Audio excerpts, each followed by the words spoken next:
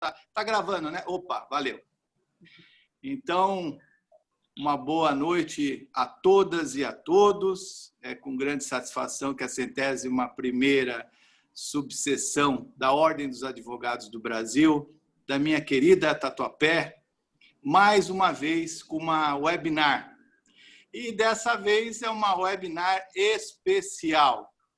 Foi promovida pela nossa comissão da Mulher Advogada, presidida pela doutora Regiane Brunelli Bertoni. Boa noite, presidente. Boa noite, doutor Kojorowski. Boa noite, doutor Sérgio Islam. Querida Cíndia, posso te chamar de querida porque você é muito querida mesmo. Obrigada por ter aceito o nosso convite. Agradeço a presença de todos, da doutora Érica, que aceitou gentilmente, depois de 3 horas de uma audiência, estar conosco. Vamos lá. Hoje a doutora Cíndia vai falar sobre fenômenos do comportamento digital que mais afetam as mulheres. A doutora Cíndia é advogada civilista, especialista em direito familiar, pesquisadora em comportamento e reputação digital, palestrante e consultora em marketing jurídico e presidente da Comissão de Direitos das Artes da OAB da OAB de São Paulo. Doutora Cíndia, a palavra é toda sua. Obrigada, boa noite, gente.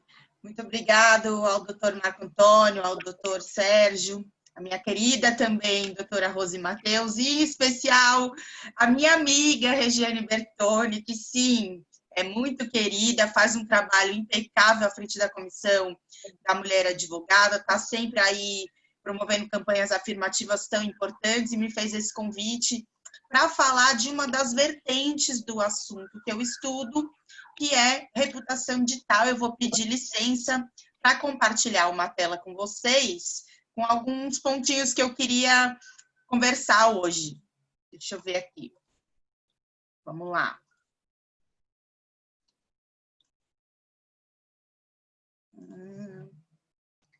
Acho que ficou bom. Vocês podem me dar um ok, Rê? Tá bom aí? Tá bom, então, tá bom. Perfeito. Gente, é o seguinte, a doutora Regiane já leu meu currículo, vou dispensar. Eu sempre gosto de começar minhas falas, independente do formato do que eu vou fazer, lembrando este pequeno fenômeno de comportamento que é o óbvio, porque de fato ele não existe, né? Então, tem muita coisa que eu vou falar aqui hoje que talvez vocês nunca tenham ouvido, e se forem coisas repetidas ou que vocês acharem muito banais porque já sabiam, compartilhem com outras pessoas, porque provavelmente eles não saibam. A gente tem acesso, a advocacia nos permite estudar algumas coisas que muitas pessoas não têm, então nem tudo é óbvio. Para falar desse assunto que eu estudo já há 8 anos, eu queria trazer esse conceito para a gente começar, que é o cibridismo, aquele elo que existe entre a vida real e a vida virtual. Isso porque já não existe mais uma dicotomia entre o que a gente faz nas redes sociais e a nossa vida real. Tudo agora nos afeta integralmente e tudo está muito conectado. A gente não tem mais como fugir dessa realidade de que a vida no mundo virtual, ela nos representa. E para quem gosta de métricas, eu trouxe aí esses números recentes, eles são de setembro, que eu tirei ali do site do NIC-BR, um total de 134 milhões de usuários na internet, ou seja, apenas 1 em cada 3 brasileiros é que não usa a internet hoje. Esses números são muito significativos. E para falar do tema que a Regiane me propôs, por conta de um episódio que ela presenciou e estava estudando, eu queria comentar inicialmente o que é um fenômeno de comportamento digital. Na verdade, fenômeno de comportamento real digital são aqueles hábitos que a gente desenvolve normalmente, são estimulados por síndromes e por efeitos da nossa própria vida em sociedade, mas em especial hoje eu vou falar daqueles que ocorrem no ambiente digital. E para entender fenômeno de comportamento digital, a gente precisa entender os chamados filtros civilizatórios. Às vezes a gente nunca ouviu esse termo, mas é uma coisa muito comum. São os processos sociais que definem o formato de interações humanas, como, por exemplo, as famílias, os grupos de trabalho, o comportamento das cidades e das nações. Eu tomei a liberdade de botar essa foto do aniversário do nosso presidente Caio, do ano passado, porque eu acho que ela representa e ela demonstra de uma maneira bem clara diversos tipos de filtros civilizatórios. Nessa foto a gente tem o Antônio Ricardo, que é hoje secretário-geral da CASP, e o Antônio Ricardo é um amigo meu de infância, nós estudamos juntos na escola. Então, olha o filtro civilizatório da história do crescimento da criança e do adolescente. A gente tem aí a foto como um todo representando um grupo de amigos do trabalho. Embora a gente crie algumas conexões mais pessoais com um ou outro, de fato, a nossa turma na OAB são os chamados amigos do trabalho. Dentro dessa foto, a gente também consegue perceber um outro filtro civilizatório, que é o das nacionalidades. O meu presidente, o Evandro Andá, com ascendência japonesa, eu mesma com ascendência italiana, ou seja, é isso que eu quis dizer sobre filtro civilizatório. São diversos tipos de coisas e interações que vão construindo a maneira como a gente se relaciona. E no ambiente digital, não poderia ser diferente. Eu dei destaque para esse documentário da Netflix, porque ele está super falado aí nos últimos tempos. E também destaquei essa frase do documentário que justamente diz que tudo aquilo que a gente consome gratuitamente é porque, no fundo, o produto somos nós, e as redes sociais têm em si esse viés de que os nossos dados são o produto que faz parte ali do uso das redes sociais. E esse documentário, ele trata sobre como nós somos manipulados, sobre como as informações, sobre como a maneira como a gente consome hoje no ambiente digital, como a gente vive, como a gente interage, é tudo muito manipulado por algoritmos. Eu não vim falar hoje de direito digital, mas achei importante trazer esse contexto, porque o tema que eu estudo é esse aqui, reputação digital.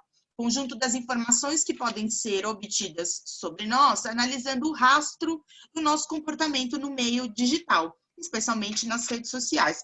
E por que eu estudo e por que isso é importante?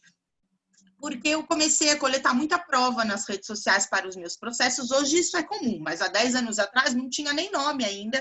A gente fazia numa tentativa e erro, tentando provar para os juízes, olha, esse pai aqui falou que não tem dinheiro para pagar pensão, mas está aqui ostentando viagens e tudo mais. Essa mãe aqui falou que a pensão está muito pouca, mas ao mesmo tempo está aqui, ó, fazendo viagens e tudo mais. Enfim, teoria da aparência, que eu acho que hoje é muito comum na advocacia, é muito comum no mundo.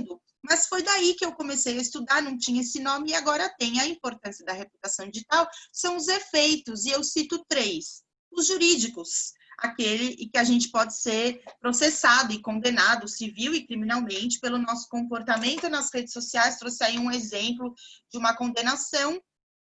Vou passar rápido para chegar no tópico que eu quero falar. Efeitos administrativos. Teve aí esse caso horrível, não sei se vocês vão se lembrar, na época da Copa, um grupo de brasileiros constrangeu uma russa, dizendo para ela proferir palavras de baixo calão, obscenas, e o vídeo viralizou, as pessoas criticaram demais o comportamento daquele grupo. Um dos funcionários era esse da Latam, foi demitido, um advogado também foi demitido do escritório. Isso é um efeito administrativo da reputação digital. E, por último, um efeito social, que eu acho que é das grandes preocupações do mundo hoje, que é o vazamento de dados, os golpes, as fraudes. Inclusive, eu trouxe aqui esse do Pix. Olha, vejam, o Pix é esse novo sistema de transferência bancária lançado essa semana, e apesar do print aqui, a letrinha tá miúda, 30 sites já foram banidos pelas equipes técnicas tentando fraudar o PIC. Então, vejam aí a importância da reputação digital, que é o que a gente faz no mundo virtual. Eu trouxe essa contextualização para, então, chegar no que eu queria falar, que são os fenômenos de comportamento digital que mais afetam as mulheres. E a proposta da doutora Regiane veio por conta de desse tipo de comportamento. Eu trouxe aqui os 10 golpes que mais estão sendo aplicados durante a pandemia, e entre eles surgiu um grande problema nas videoconferências. O vazamento de dados das videoconferências. Vocês vão se lembrar que logo no início da pandemia, a plataforma Zoom, que nós estamos usando hoje, foi extremamente criticada, não tinha nenhuma segurança, mudou sua política de uso e tudo mais, mas dentro do próprio Zoom surgiu Então, o fenômeno de comportamento que me trouxe aqui hoje, que é este Zoom Bombing. Esses nomes surgem, gente, a maioria em inglês, porque geralmente os aplicativos das plataformas, elas são criadas fora do Brasil e por isso a gente acaba se adaptando. O brasileiro tem incorporado muito o anglicismo e tem alguns nomes que nem teria tradução, que ficaria muito bom. Então, eu peço desculpas, mas a maioria dos termos eu mantive em inglês. E o Zoom Bombing, que então foi esse fenômeno que a doutora Regiane me pediu para trazer aqui, é esse comportamento onde hackers, geralmente hackers, pessoas mal intencionadas, invadem sessões virtuais, colocando material pornográfico, tentando derrubar a sessão, ou seja, é um comportamento que poderia até ser considerado criminoso, e para dizer a verdade, o Zoom Bombing não afeta só as mulheres, isso também é uma coisa que eu queria dizer. Eu destaquei hoje alguns comportamentos que acabam ferindo direitos das mulheres, ou que afetam mesmo emocional mais as mulheres, mas todos nós, seres humanos, estamos sujeitos, mas vejam que se tornou, de repente, muito comum em lives de mulheres essa invasão, que é o tal do Zoom Bombing, mas eu queria reportar para vocês que eu mesma estava num evento da Comissão de Direito Digital da OAB São Paulo e houve uma tentativa de Zoom Bombing. Na verdade, não foi uma tentativa, foi a pessoa conseguiu invadir, falou ali umas barbaridades só para os painelistas, mas quando você está no Zoom, você tem aquela opção de... Você precisa trocar, né? Se você quer escrever só para os palestrantes ou para todo mundo, e a pessoa não trocou, escreveu ali umas barbaridades. Na hora, o doutor Spencer já derrubou a conta da pessoa, ou seja, estamos todos sujeitos a esse fenômeno de comportamento chamado Zoom Bombing, mas para eu trazer coisas que possam interessar a todo mundo, eu separei alguns comportamentos digitais que hoje não só já se tornam um problema, mas que a gente pode até nos perceber inseridos nesse tipo de situação. E o primeiro deles é a nomofobia, que vem da expressão em inglês no mobile phonephobia. Hoje, uma das grandes preocupações, tem diversos estudos de psicólogos, de sociólogos, de antropólogos sobre a nomofobia, que é a dependência digital, é a dependência de ficar com o celular. Inclusive, em 2018, a OMS inseriu os vícios em games como uma doença já com o CID, mas a nomofobia ainda não é reconhecida como uma doença pela OMS, ainda que ela nos afete demais, e eu não sei vocês, mas eu sinto que já estou possuída pela nomofobia, viciada no celular. De vez em quando sinto até aquele fenômeno do ghost, sabe? Que você sente o celular vibrar, você põe a mão, na verdade o celular estava longe, mas a gente está tão dependente de estar com ele na mão, você clica para saber as horas, mas daí na verdade você desliga e fala, o que eu cliquei mesmo? Ah, era para ver as horas. É o vício. E a nomofobia, ela gera alguns sintomas muito parecidos com a dependência de drogas, como alguns que eu trouxe aqui para a gente ter em mente. Então, perceba em você, se você tiver aí já cometido como eu de nomofobia, eu sugiro algumas práticas que podem ajudar, e para mim funcionaram. Veja, eu não sou titular de nenhuma doutrina médica nem nada, vou sugerir coisas que funcionaram para mim. Eu tirei todas as notificações do meu celular, todas, mesmo de ligação. Então, eu tenho hora. Então, tal hora eu vejo o WhatsApp, tal hora eu confiro, a pessoa que me ligou, retorno a ligação, tal hora eu vejo e-mail. Tirei tudo, não tem notificação no meu celular, porque aquele celular piscando o dia inteiro, piscando toda hora, a gente para tudo que está o tempo inteiro distraído. A outra coisa que tem feito muito bem para mim eu desinstalei aplicativos de algumas redes sociais do meu celular. Então, por exemplo, o Facebook eu uso pouco, só acesso no computador, então na hora que eu estabeleci, eu vou lá, entro, confiro, respondo e tudo. Desinstalei diversas outras coisas que também ficavam ali me tomando atenção. Eu estabeleci uma hora para encerrar atividades no celular. Então, para mim, 21 horas é a última hora que eu olho o celular. Claro, gente, eu não estou falando de emergência, mas 21 horas eu paro. Aí eu vou fazer outra coisa, aí vou me preparar para dormir, vou ler um livro, e posso dizer que fez muito bem, eu consegui reduzir o tempo de uso que eu tinha uma média de 8, 9 horas por dia no celular, e hoje eu tenho uma média de 3 horas, que ainda é muito, sendo que eu uso para o meu trabalho. Enfim, falei muito da nomofobia pela importância social desse fenômeno, mas queria passar para os próximos agora, que também são importantes. O FOMO, vocês já devem ter muito ouvido, é o Fear of Missing Out. Ele é um dos sintomas da nomofobia e é aquela ansiedade que a gente tem de querer ver todas as redes sociais. Então, aí você abre o Facebook, sai do Facebook, abre o Instagram, sai do Instagram, abre o Twitter, fecha o Twitter, volta para o Facebook, daí vê se chegou e-mail, daí olha o WhatsApp, daí responde a mensagem. A gente fica o tempo inteiro ansioso, a gente fica rodando ali a timeline, que é o scroll, a palavra, né? Scrolling a timeline o tempo inteiro para ver o que os amigos postaram, o que eles fizeram, o que teve notícia, qual que é a próxima bomba da política e tudo mais.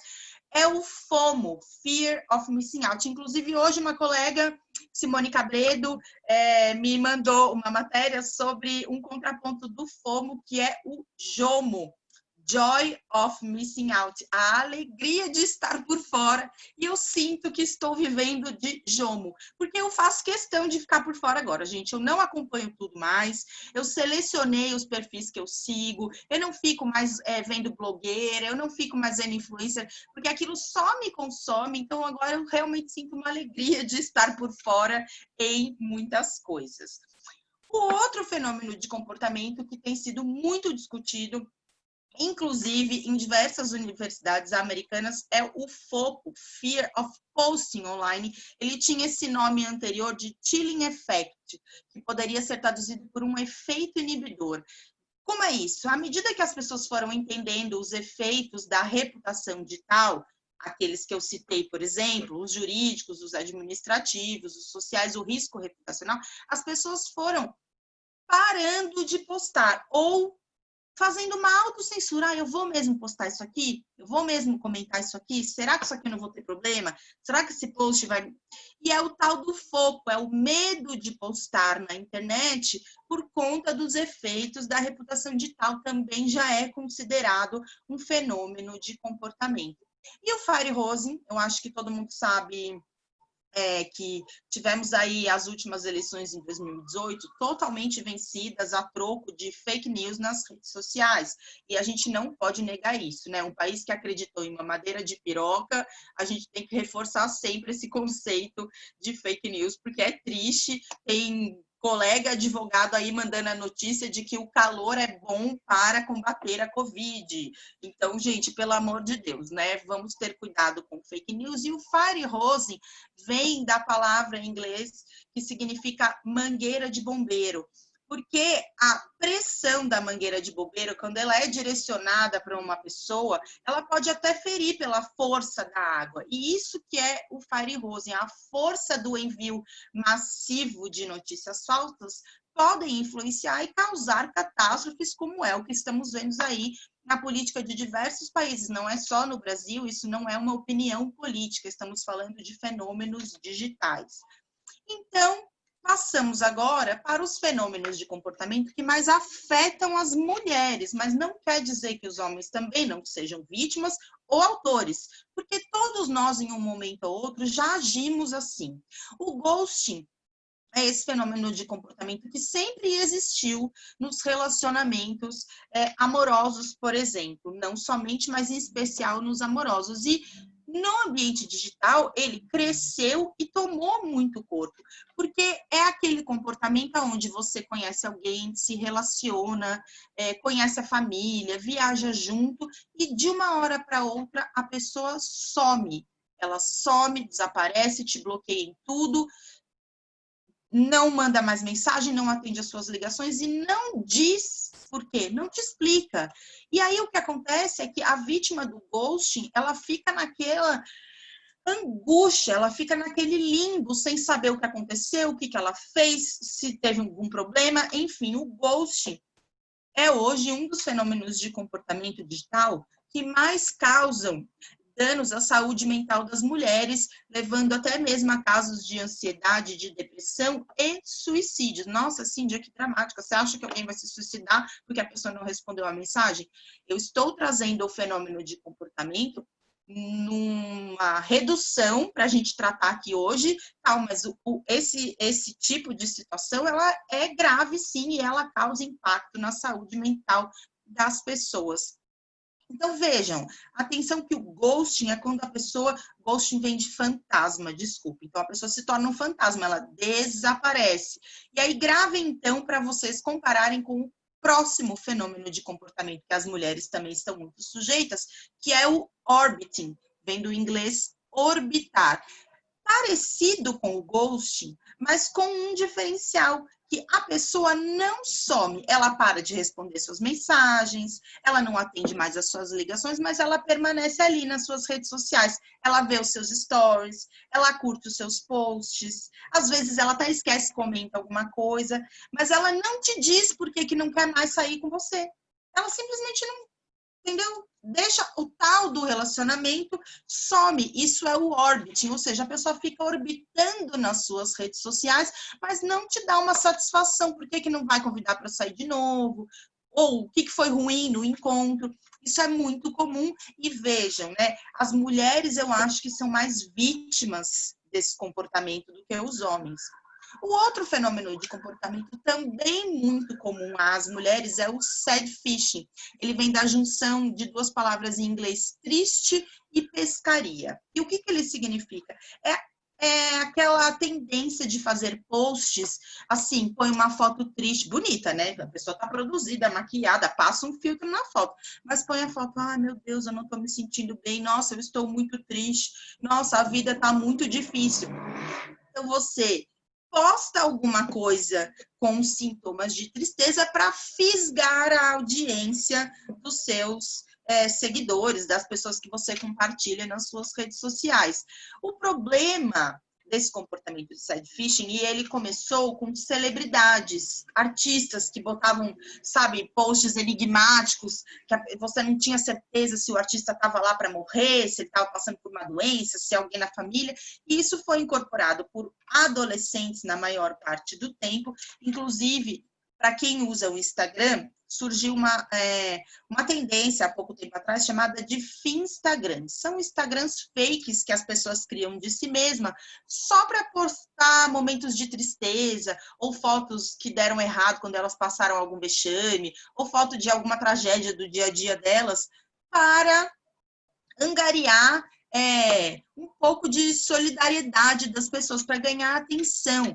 Então, o sad fishing, ele tem um problema grande que é o efeito de manada, um outro fenômeno de comportamento, mas que não é nada de novo, isso aí já é explorado pelo Nietzsche há muitos anos, e o efeito de manada é a tendência que a gente tem de reproduzir aquilo que a gente vê outras pessoas fazendo, especialmente quando são pessoas que a gente gosta, que a gente admira, que a gente respeita, e a gente faz sem pensar. A Cindy está postando aqui foto dela saindo sem máscara. Será que já pode sair sem máscara?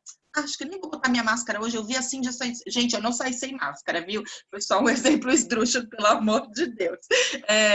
Mas isso é também parte do sad fishing, porque o sad fishing tem um grande problema. Em geral, as pessoas costumam anunciar que estão tomando medicação controlada. Eu estou muito deprimida, estou tomando Rivotril, sei lá, eu ouço esse nome sempre, nunca tomei medicação controlada. Mas esse é o problema, porque aí as pessoas começam a achar que todo mundo pode tomar, que essa medicação, então é que nem vou tomar. Esse é o problema do sad fishing, é a romantização do tratamento, desmerecendo a importância que você tem e desqualificando a necessidade de se consultar um profissional quando você está passando por um momento difícil. Se você acredita ou não em terapia, aí aqui não me cabe julgar, mas estou dizendo do perigo deste comportamento digital que afeta em 83% as mulheres. Não tem pouquíssimos episódios de homens se comportando dessa maneira nas redes sociais para angariar a atenção. Um outro fenômeno de comportamento, e esse eu já vou avisar que é polêmico, se você ficar bravo comigo, não me bloqueia, ou se quiser também me bloqueia, não tem problema, porque geralmente eu recebo um monte de mensagem quando eu falo deste fenômeno, que é o sharing, e vem também da junção de dois fenômenos em inglês, share, compartilhar, e parenting, parentalidade. O que é isso? É você compartilhar a criação dos seus filhos nas redes sociais.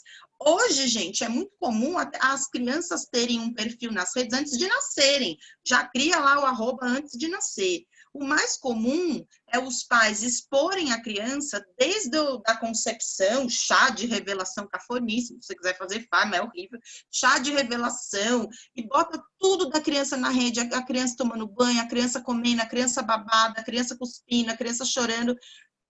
E o que acontece é que, além de todos os riscos da reputação digital, além do vazamento de dados, além de todos os prejuízos reputacionais, o sharing ele é agravado porque a gente ainda não tem parâmetros do tempo e da intensidade desta exibição das nossas crianças nas redes. Por conta do pátrio poder, os pais têm total liberdade de expor os filhos, mas hoje já é comum, eu não encontrei uma decisão ainda aqui no Brasil, mas os filhos processam os pais para remover conteúdo. Nos Estados Unidos já tem 2 ações, com 2 decisões favoráveis aos adolescentes, porque os adolescentes queriam a remoção de fotos da infância em que estavam peladinhos, sabe? Criança tomando banho, criança na piscina, foto da criança toda suja porque fez cocô, enfim. Para nós, eu tenho 45 anos, então eu não tenho filhos, mas eu tenho sobrinhos. A minha geração está acostumada que eu tinha uma fotinho na festa junina, eu tinha uma fotinho na praia, etc. Hoje, os filhos têm milhões, acho que, de foto, porque os pais tiram foto o dia inteiro da criança. Então, veja a diferença da minha mãe ter um álbum de foto onde eu tô só de biquininho, ou onde eu tô fazendo um vídeo com uma gracinha, e os pais passarem o dia inteiro expondo as crianças nas redes. E este também é um fenômeno de comportamento que afeta mais as mulheres, porque eu acho que a questão da maternidade tem todo um emocional, tem todo um hormonal, em que a mãe quer compartilhar a alegria de ter um filho, a alegria de ver o seu filho crescendo e evoluir, mas a gente não pensa na reputação digital da criança, porque tudo isso que está na internet não some, gente. Não é como o nosso álbum de foto guardado lá em cima no maleiro, cheio de pó, que você vê há não sei quanto tempo. Então, o sharing é perigosíssimo, porque ele pode causar efeitos reputacionais para essas crianças. Ponderem o que é que vocês postam sobre seus filhos e netos nas redes sociais, lembrando que um dos grandes perigos hoje para as crianças nas redes é o check-in. Tem muito pai que posta foto da criança de uniforme, faz check-in na casa. Hoje o caso não era de crimes digitais, então eu não trouxe, mas essa semana mesmo no meu stories do Instagram, se vocês gostam de Instagram, acompanhem por lá, eu compartilhei um caso ocorrido em Santa Catarina, onde uma criança foi sequestrada e depois de tudo foram presos os bandidos, mas eles confessaram que ficaram 10 dias vendo as redes sociais da criança, descobriram onde ela estudava, que horas ela entrava, quem que levava na escola, onde que o pai trabalhava, só vendo as postagens do pai e da mãe nas redes sociais. Então vejam o perigo do sharing como um todo. O outro fenômeno de comportamento, e hoje tem sido uma tendência nas redes sociais, é o impulsionamento de repúdio, aquele ato de compartilhar ou de encaminhar posts, fotos e links cujo conteúdo é ofensivo e a gente quer demonstrar que estamos chocados com aquela notícia. A exemplo do recente caso da garotinha de 10 anos que foi estuprada pelo tio e viralizou nas redes. O que acontece é que, óbvio, eu tenho certeza absoluta que todos nós ficamos absolutamente chocados e enojados com aquela situação, e a gente passava aquilo uns para os outros para falar, olha que absurdo que aconteceu com essa criança. Só que à medida que a gente impulsionou para repudiar, a gente espalhou a imagem da criança nas redes, a gente deu mais visibilidade para o autor daquele crime, e muitas vezes o que essas pessoas que cometem esse tipo de crime, elas querem audiência. Então, o cuidado com o impulsionamento de repúdio, hoje, ele é muito significativo. A gente precisa repensar se precisamos impulsionar determinados conteúdos, porque a gente acaba aumentando o alcance dos danos sociais que aquela vítima sofreu, porque mais pessoas tomam conhecimento do que aconteceu com ela, e a gente dá mais audiência para o autor, para aquela pessoa que tem um comportamento ofensivo. Então, também é muito comum, especialmente com mulheres, porque a gente vê direto, né, a réplica de casos de assédio e tudo mais. Deixa aí o alerta também para a gente repensar antes de compartilhar. O último comportamento que eu acho que é o último não, mas para finalizar essa série de fenômenos de comportamento, eu acho que vocês já devem ter ouvido esse novo termo que se chama cancelamento, que na verdade ele equivale ao linchamento virtual, que a gente já viu aí em diversas ocasiões. Eu não sei se vocês vão se lembrar, um dos primeiros casos de linchamento virtual foi de uma professora do Guarujá que foi acusada de fazer magia negra com uma criança, e ela foi linchada no meio da rua por causa de um post nas redes sociais, e depois provou-se que ela não havia feito nada disso, mas ela morreu por conta do linchamento que começou nas redes sociais. Então, o cancelamento é esse ato de promover ações de repúdio para banir uma pessoa. Hoje é muito comum, um artista fala uma coisa que a gente não gosta, a gente fala, olha esse artista, que barbaridade que ele falou.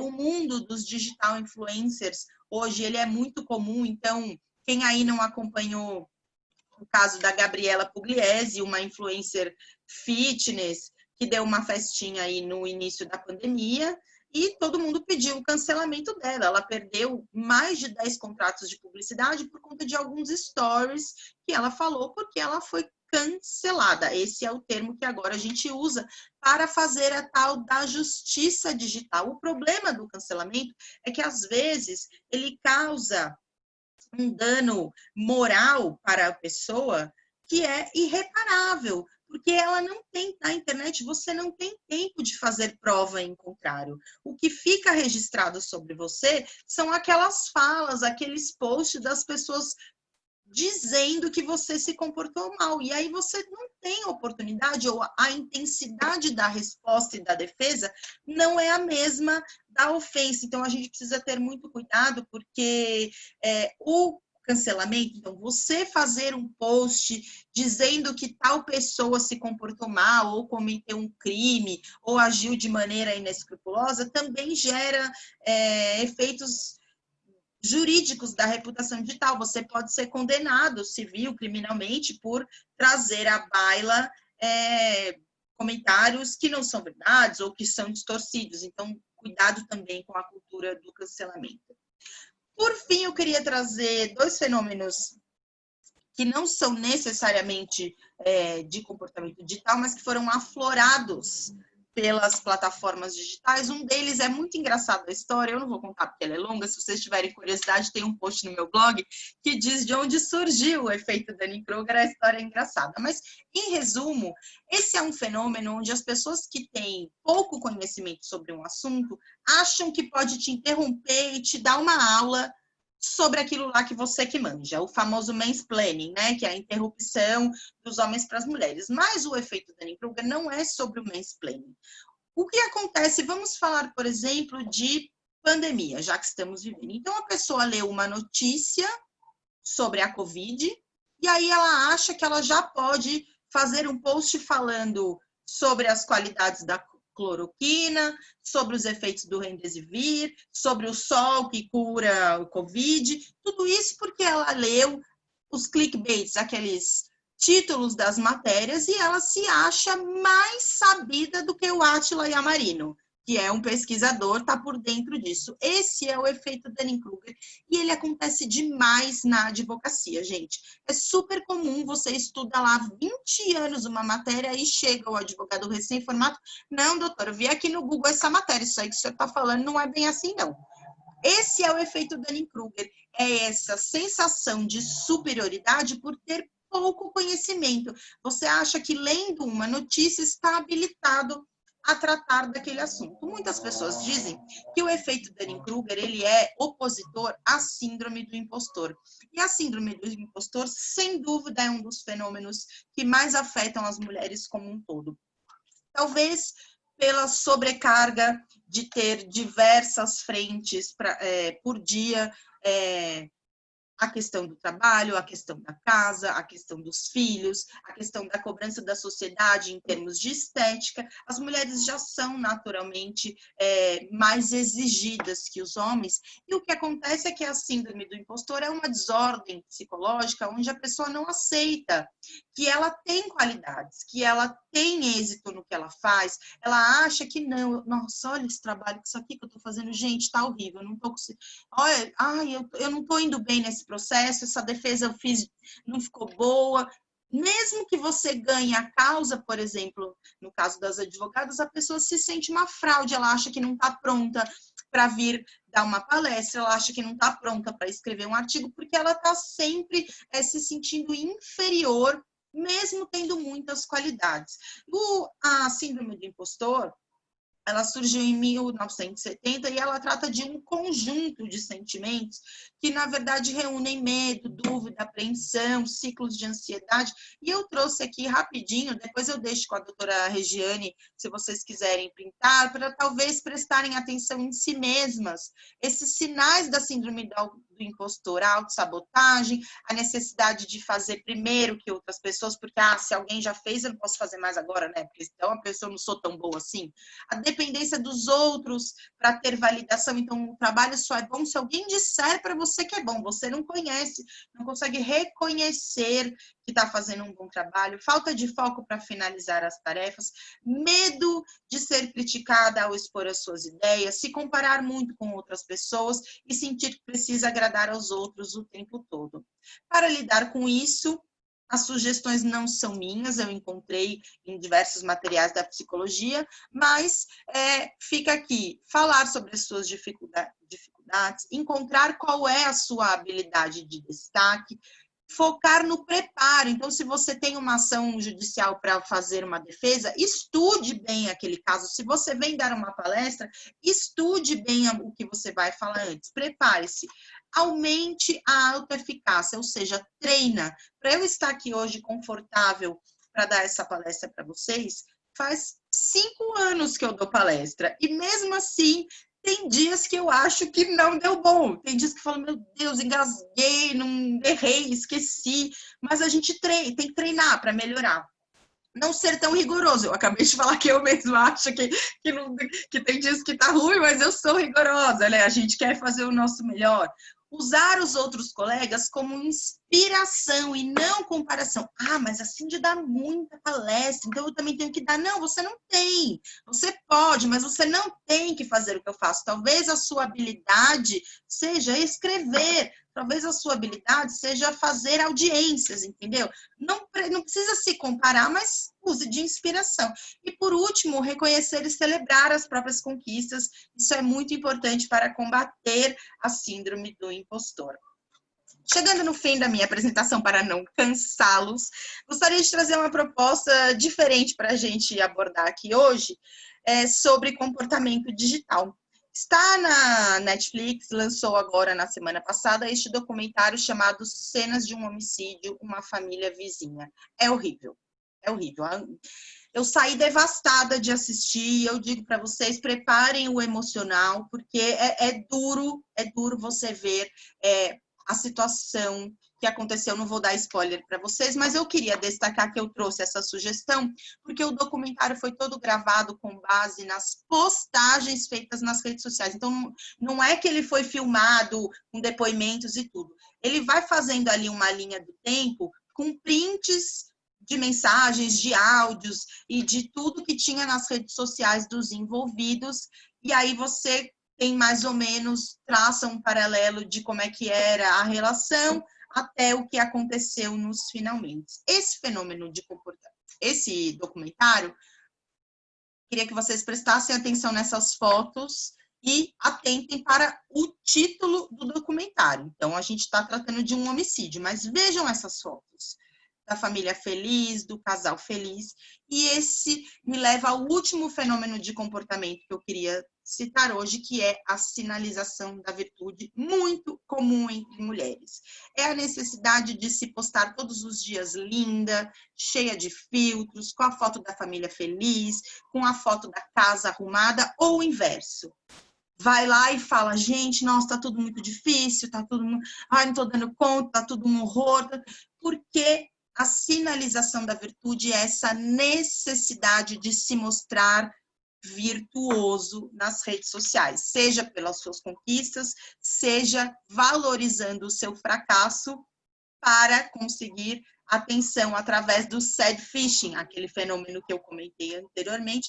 E o que acontece, gente, é que nessa sinalização da virtude também estão incluídos, por exemplo, alguns comportamentos que são de apoio a causas, mas um apoio superficial. Sabe aquela pessoa que postou a hashtag fica em casa, mas foi todo dia para a rua, aglomerou, não cumpriu o isolamento? Sabe a pessoa que postou a hashtag Me Too, mas não emprega mulheres, mas interrompe mulheres quando elas estão falando? Sabe a pessoa que postou a hashtag Black Lives Matter, mas é super racista, quando está dentro de casa não se comporta da maneira que se comporta nas redes?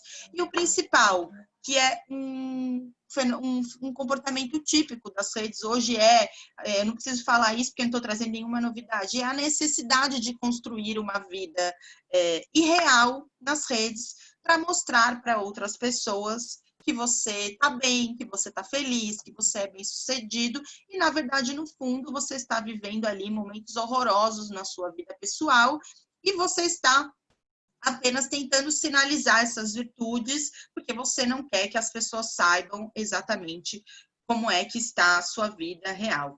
A grande questão é que nas redes sociais você pode tudo. Quer postar foto de biquíni?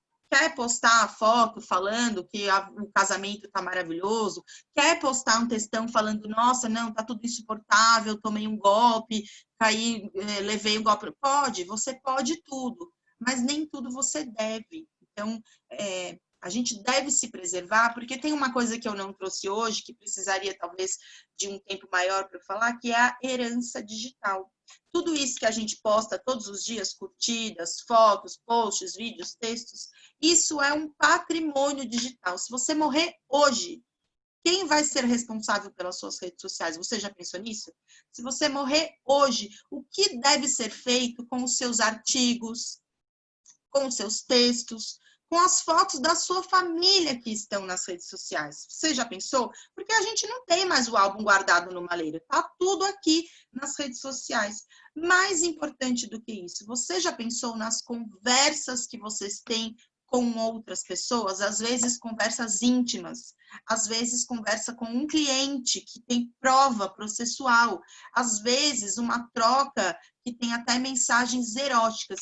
Se você morrer hoje, essas pessoas estão sujeitas à sua herança digital. É o patrimônio pessoal delas inserido nas suas redes sociais. Então, nas redes sociais você pode tudo, mas você não deve. Então, preserve-se. Pensem sobre a questão da herança digital. Tem post no meu blog, no meu Instagram, explicando melhor o que é. Para acabar, aqui não é o tema hoje, eu não vim falar dos crimes virtuais, mas deixa esse print, se a doutora Regiane também depois quiser compartilhar, sobre o que fazer em casos de assédio virtual, porque são passos simples, mas que ajudam muito o início do processo. E o fundamental, consulte sempre um advogado nesses casos, peça ajuda, a Comissão da Mulher Advogada está aí para isso também, não sinta vergonha, todos estamos sujeitos, então deixo esse print aí. E para a gente terminar, trouxe 2 sugestões de filmes para vocês assistirem, que tem tudo a ver com redes sociais. Esse filme se chama Searching, ele é de 2018, o título em português é Buscando, e conta a história desse pai que se desespera quando a filha some e os policiais não conseguem encontrá-la, e ele então abre o computador da menina e descobre uma filha que ele não sabia que tinha. Ela era outra pessoa nas redes sociais, ela frequentava lugares, ela fazia coisas, ela tinha pensamentos que esse pai jamais imaginou. Quem tem filhos, quem tem sobrinhos, quem vive com crianças, acompanhem sempre o comportamento deles nas redes sociais. O seu filho pode estar sendo vítima ou pode estar praticando bullying. Ele pode estar sendo assediado e às vezes nem sabe reconhecer o comportamento. Esse filme é muito interessante. E para acabar, com tristeza eu trago essa sugestão. Gente, foi horrível de assistir. Foi horrível. É impactante você descobrir casos de violência contra as mulheres, e essa série trata dessa escrivã de polícia que investiga crimes praticados contra mulheres. Eu destaco desta série um dos casos onde as mulheres são vítimas de um criminoso que aplica golpes pelo aplicativo de relacionamento. Eu trouxe esse destaque porque, óbvio, tem a ver com o nosso tema. Mas a série como um todo, pensando no mês do Outubro Rosa, em que a gente fala muito das mulheres, da prevenção de violência, Setembro Amarelo, tudo, a série ela é devastadora. Se vocês tiverem estômago, assistam. Para mim foi horrível de assistir, mas vale o alerta, vale para a gente reparar na colega, vale para a gente falar mais do assunto e ficarmos atentos. Para acabar, queria lembrar, deixar esse meme aí para vocês não esquecerem de mim, que somos eternamente responsáveis por tudo que compartilhamos nas redes sociais. Eu espero ter contribuído com informações úteis, espero que vocês tenham aproveitado. Muito obrigada e me acompanhem aí nas redes sociais. Muito bom, muito bom. Primeiro, eu quero agradecer a doutora Cíndia, o preparo. Realmente é um assunto tão importante. Eu entendo que o crime virtual, ele é visceral, ele chega a atingir como se fosse o crime presencial, um crime de homicídio, ou às vezes até pior, mas a doutora colocou absolutamente de uma forma muito clara, muito positiva. Antes de passar para as perguntas, eu vou passar para a Regiane, eu quero fazer aqui um agradecimento à nossa diretoria, na pessoa da doutora Rose Mateus. Está presente o nosso diretor Sérgio Islam, também registrar a presença do doutor Sérgio, e também a doutora Andréia e a doutora Valéria, que não estão, mas compõem nossa querida diretoria. Fazer o registro da nossa querida presidente de comissão, doutora Silvia, está presente. A nossa conselheira estadual, doutora Érica Tesser, está presente. Doutora Aline, nossa querida advogada. Tem aqui doutora Sueli. Tem algumas pessoas que ainda não consegui identificar o nome. Doutora Aline, e todos mais, doutora Fernanda Zambrota, e doutora Cíndia, é realmente uma palestra maravilhosa, abre as nossas mentes. Nós estamos precisando dessa orientação jurídica de pessoas de responsabilidade como Vossa Excelência, que vem abrindo todo o nosso comportamento e que ele vai se eternizar.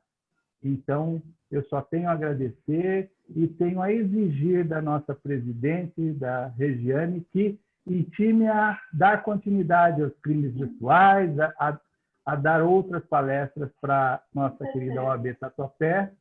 E eu agradeço em nome da diretoria e já vou passar para a doutora Regiane fazer as considerações e abrir para algumas perguntas, ok? Muito obrigado e parabéns, palestrante.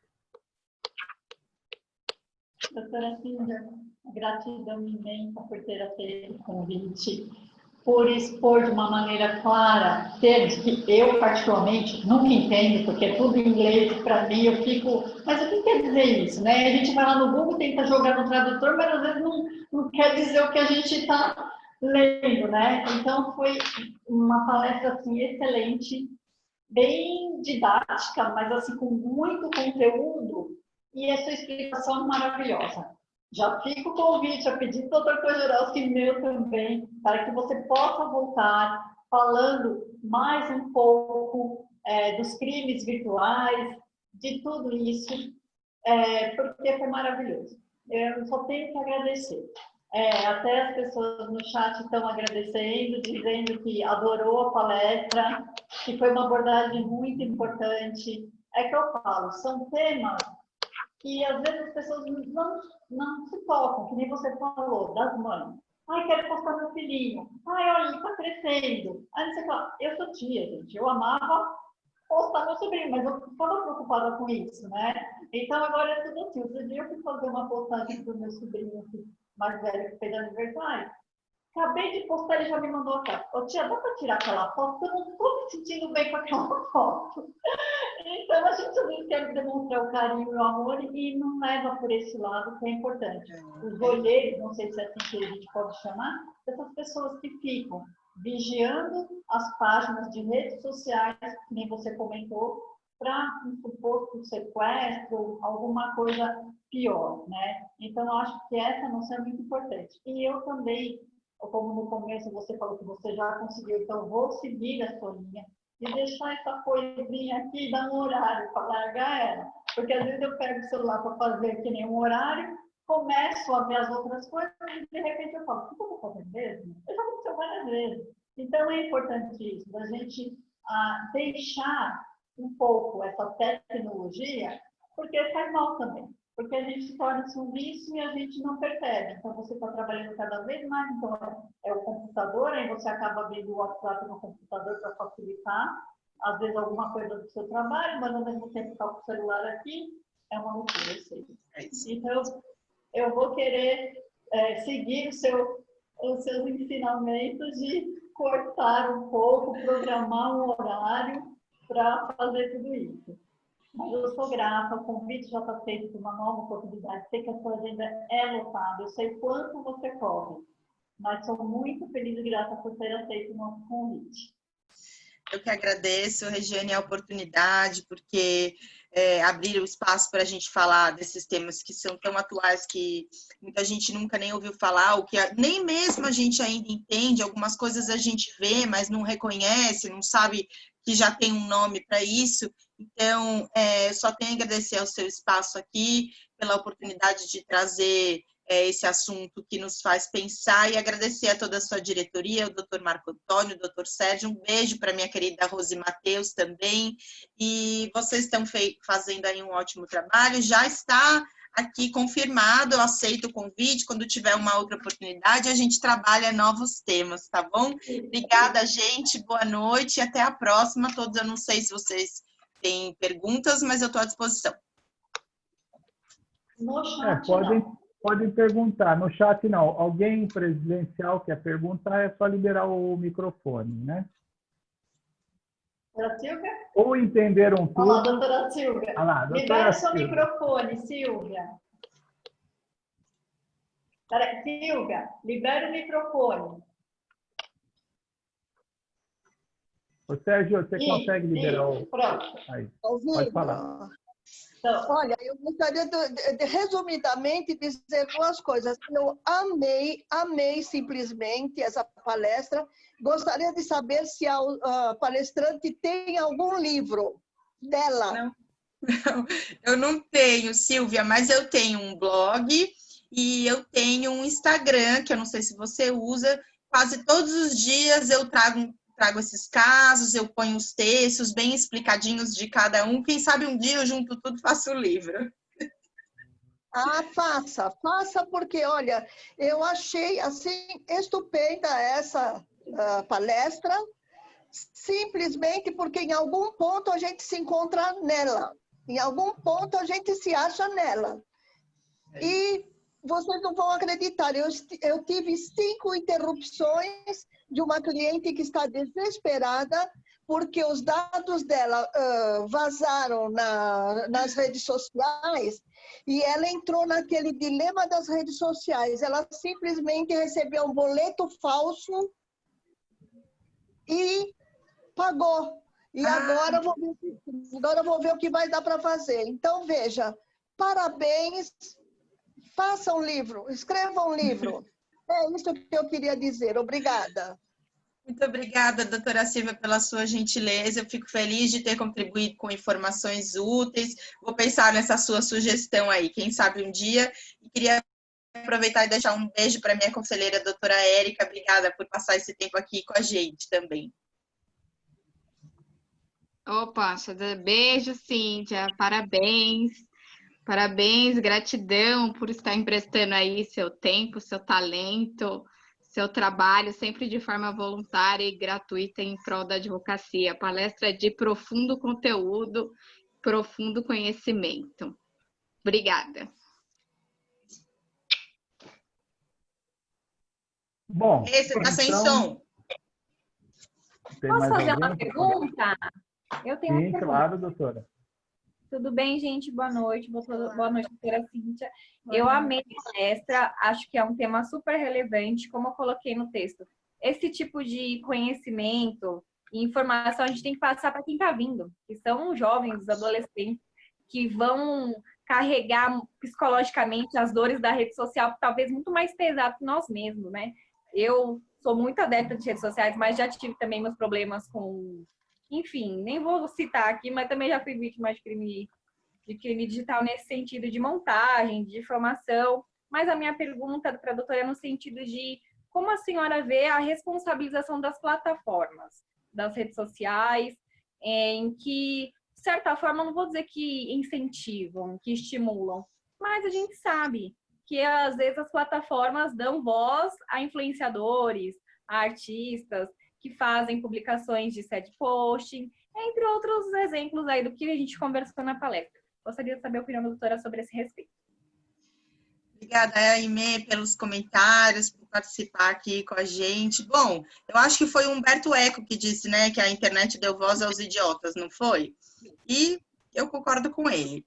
Eu acho que, só para contextualizar a sua pergunta, e ela é excelente, eu não sei se você se lembra, não sei desde quando você usa o Facebook, mas o Facebook, inicialmente, ele só tinha a curtida, era o joinha, você lembra? Só tinha ele.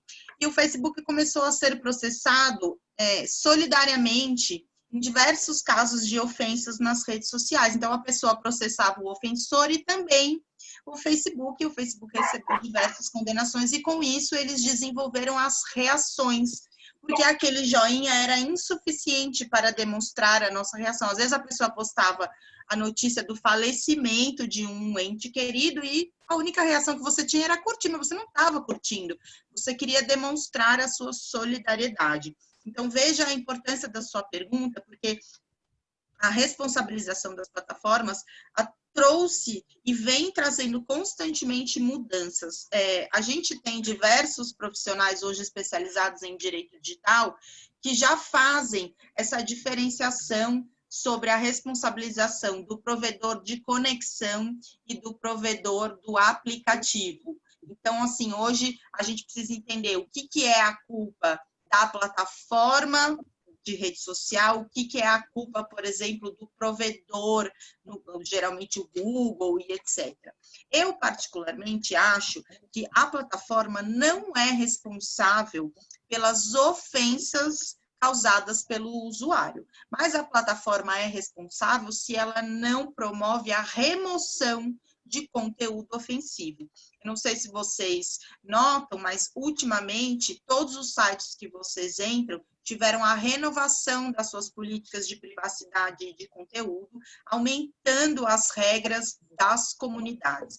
As plataformas do Mark Zuckerberg, elas têm, porque quase tudo é do Mark Zuckerberg, né? Ele é o dono do mundo agora, esse desgraçado. Mas, enfim, o que acontece é que ele cria políticas de comunidade. A gente sabe que não pode fazer posts machistas, racistas, xenofóbicos, LGBTfóbicos, enfim, saber a gente sabe, mas isso não quer dizer que não haja ofensores nas redes. Então, para não me estender, porque a gente poderia debater esse único tema aqui bastante, eu acho que a plataforma é responsável quando ela não promove a remoção, mas a plataforma não é responsável pela ofensa causada. Essa é a minha resposta. Maravilha, muito obrigada pela resposta. É uma aula mesmo. Perfeito. Mais algum comentário? Senão eu vou passar o encerramento para a nossa presidente. Só elogios para a nossa palestrante. Então, tá, muito obrigado, uma boa noite, obrigado a todos. Mais uma vez a diretoria agradece e eu passo para a nossa presidente fazer o encerramento e aí a gente já para a gravação. Obrigado. Obrigada. Gostaria de agradecer, primeiramente e novamente, a Cíndia, que sempre, desde que eu a conheço, é sempre muito gentil, se tornou uma pessoa muito querida, e gratidão por essa excelente palestra de hoje. Muito obrigada mesmo. Gostaria de agradecer a doutora Érica, também sempre bacana, sempre muito gentil, por estar aqui conosco também. Agradecer aos membros de comissões, a doutora Silvia, que me deu essa honra na noite de hoje, estar aqui com a gente, a Inê, a Fernanda, que é da Comissão da Mulher, doutora Aline, doutora Sueli, e todos os outros que já passaram por aqui hoje. Agradecer o nosso doutor Sérgio Slam, por estar aqui, sempre nos auxiliando. Agradeço a sua presença e agradecer ao Dr. Kojorowski, que nos acompanhou na noite de hoje, também o nosso vice-presidente, e toda a diretoria, que por motivos que a gente sabe que às vezes não conseguimos conciliar, né, devido aos compromissos, não puderam participar. Gratidão a todos. Pode falar, doutor. Obrigada, gente. Boa noite e até a próxima. Tchau. Boa noite. Tchau, tchau, gente. Boa Tchau, noite, boa noite. pessoal.